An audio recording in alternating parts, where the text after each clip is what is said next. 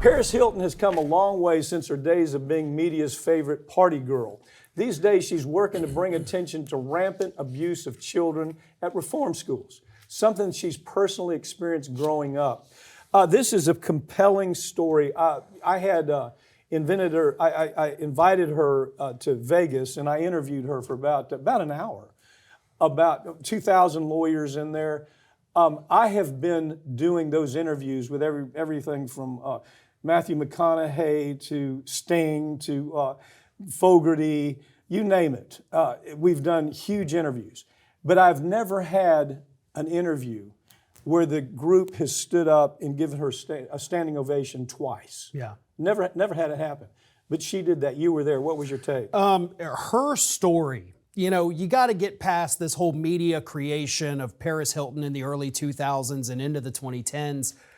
Her story of what she experienced growing up as a teenager is beyond horrific. And she's now written about it in a book.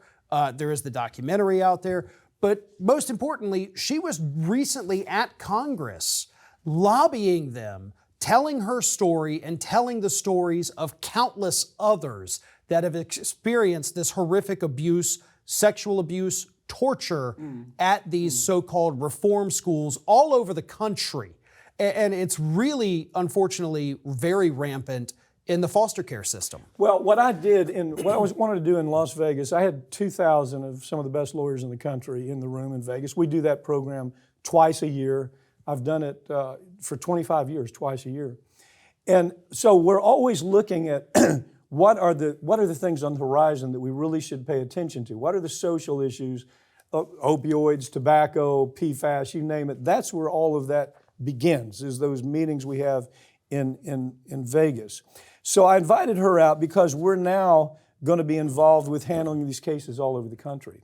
The story she told about force-fed medications, sexual abuse, being woken up in the middle of the night, stripped naked, and doing a vaginal check to see does she have anything in her vagina, gynecological exams regular in the middle of the night.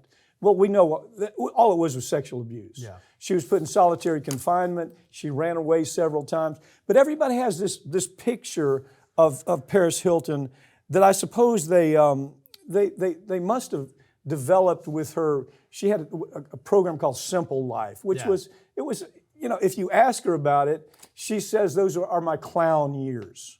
This is a woman who built $1 billion industry on her own. Yeah. Didn't have anything to do with the Hilton money. On her own, built $1 billion industry by the time she was 30 years old. And so you talk about credibility. What she's saying is it's gotten so bad that most states don't even have a system to keep up with the number of abuse cases. They don't have any way of knowing what are these facilities that are doing this horrible, horrible stuff. And they're all over the country, controlled by 3 corporations. And so we're handling that litigation right now. The stories range from suicide to just rank murder, where the guards, the under-trained guards are murdering kids. They're saying, well, we had to do this. One child was suffocated when 4 guards sat on the child.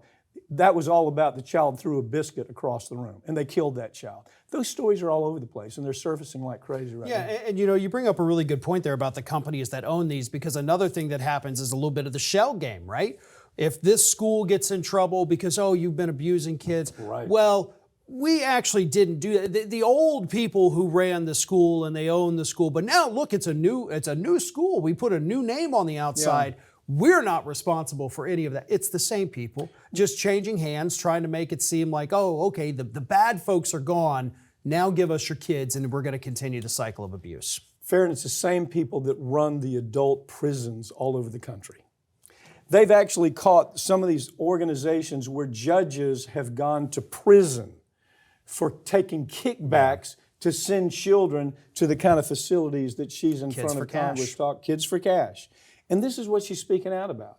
And like I say, I've been doing this for years, interviewing the biggest names. Al Pacino. Al Pacino didn't get a standing ovation. The point being, these when she speaks from truth and experience, and it's really scary stuff. It is.